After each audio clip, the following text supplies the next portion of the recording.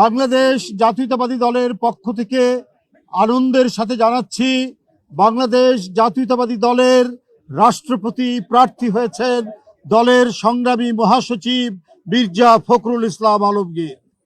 বন্ধুরা আমার, কিছুক্ষণ আগে দলের সম্মানিত চেয়ারম্যান এবং গণপ্রজাতন্ত্রী বাংলাদেশ সরকারের প্রধানমন্ত্রীর সাথে বৈঠকে এই সিদ্ধান্ত গৃহীত হয়েছে, বাংলাদেশ জাতীয়তাবাদী দলের প্রার্থী হয়েছেন মির্জা ফখরুল ইসলাম আলমগীর এবং তিনি প্রার্থী হওয়ার সাথে সাথে বাংলাদেশ জাতীয়তাবাদী দলের মহাসচিব এবং জাতীয় স্থায়ী কমিটির সদস্য পদ থেকে পদত্যাগ করেছেন।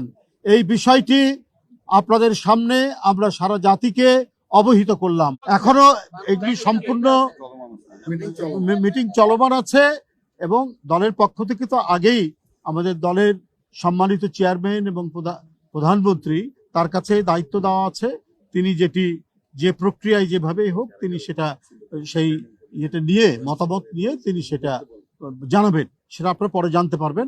এখন শুধু দলের রাষ্ট্রপতি প্রার্থী মির্জা ফখরুল ইসলাম আলমগীরের নাম আমরা ঘোষণা করলাম এবং ইতিমধ্যে তিনি মহাসচিব এবং জাতীয় স্থায়ী কমিটির সদস্য থেকে পদত্যাগ করেছেন। না, আমরা ছিলাম, আমি বলি শুনেন, আমি বলি, আপনারা এখানে ছিলেন জাতীয় স্থায়ী কমিটির সদস্যবৃন্দ, চিফ হুইপ এবং সকল হুইপ এবং দলের সকল যুগ্ম মহাসচিব বৃন্দ উপস্থিত ছিলেন, আর কেউ না।